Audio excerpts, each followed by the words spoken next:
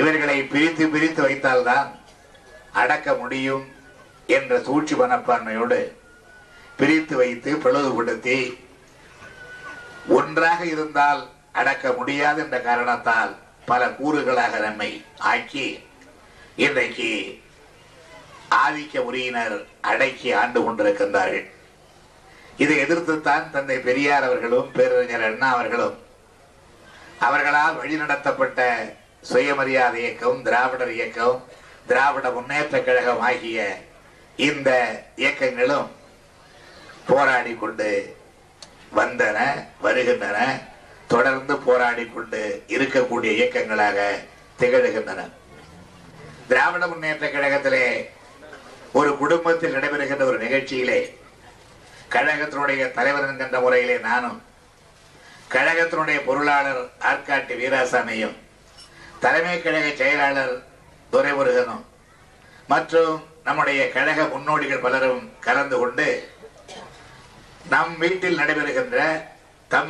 நடைபெறுகின்ற ஒரு நிகழ்ச்சி என்கின்ற உணர்வோடு இங்கே வாழ்த்துகிறோம் என்றால், எத்தனையோ வேறுபாடுகள் இருக்கலாம், கருத்து மாறுபாடுகள் இருக்கலாம், அவைகளை எல்லாம் கூட மறந்துவிட்டு இங்கே பல கழகத்தினுடைய தோழர்கள் எல்லாம் வந்திருக்கின்றோம் என்றால், இவைகளை எல்லாம் கடந்த ஒரு குடும்ப பாசம் திராவிட முன்னேற்ற கழகத்திலே பேரறிஞர் அண்ணா அவர்களால் உருவாக்கப்பட்டிருக்கிறது என்பதுதான் உண்மை.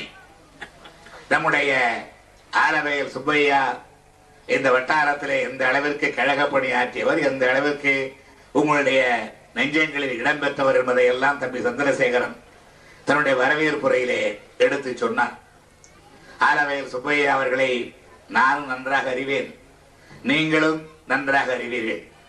முரட்டுத்தனமான கொள்கை பிடிப்பு உள்ளவர் என்றாலும் கூட அந்த முரட்டுத்தனம் சில பேரை அவரை அருகேயும் வர வைத்திருக்கிறது, சில பேரை கொஞ்சம் விலகியும் செல்ல வைத்திருக்கிறது என்பதையும் நானும் அறிவேன், நீங்கள் அறிவீர்கள். அவருடைய முகத்தை பார்த்தாலே அவருடைய சுபாவம் தெரியும். எப்பொழுது பார்த்தாலும் கொஞ்சம் கோபக்குறியோடு தான் அவருடைய முகம் காணப்படும். ஆனால் உள்ளம் அப்படி அல்ல, அது வெள்ளை உள்ளம். அதை உணர்ந்து கொண்டு அவரை அரவணைத்து நம்முடைய மாவட்ட கழக செயலாளர் பெரியண்ணனை போன்றவர்கள் அரவணைத்து அவர்களை ஆதரிக்க வேண்டும் என்கின்ற அந்த கோரிக்கையையும் நான் இந்த மேடையிலே எடுத்து வைக்க கடமைப்பட்டிருக்கின்றேன். ஏனென்றால் நீர் இடித்து நீர் விலகாது என்பது கிராமிய பழமொழி. அதே போல விலகாமல் நாம் பணியாற்ற வேண்டிய தருணம் இந்த தருணம். நெருக்கடியான காலம், ஒரு சோதனை காலம். அகில இந்தியாவிலேயே இன்றைக்கு பெரும் பிரளயம் ஏற்பட்டிருக்கிறது. காலையிலே பத்திரிகை செய்திகளை பார்த்தால், வானொலி கேட்டால், தொலைக்காட்சியை கண்டால், அதிலே சொல்லப்படுகிற செய்திகள் இந்தியாவிலே மாத்திரம் சொல்லப்படுகிற செய்திகள் அல்ல. உலகத்திலே உள்ள பல்வேறு நாடுகளிலே இருக்கின்ற தொலைக்காட்சிகள் எல்லாம் இன்றைக்கு இந்தியாவை பற்றியே பேசிக் கொண்டிருக்கின்றன. கிராமத்தில் இருக்கிற உங்களுக்கு கூட அந்த பாஷை புரிவதில்லை, அது என்ன என்று விளங்குவதில்லை. ஏதோ ஹவாலா ஹவாலா என்கிறார்கள், என்னதென்றே தெரியவில்லை. ஏனென்றால் பெரிய மனிதர்கள் விவகாரமாக அது இருக்கின்ற காரணத்தால் அதை புரிந்து கொள்ளவே முடியவில்லை. ஆனால் நமக்கு என்ன என்று இருந்துவிடக் கூடாது. நமக்குத்தான் அதிலே தொடர்பு இருக்கிறது, நமக்குத்தான் அதனால் சங்கடம் இருக்கிறது.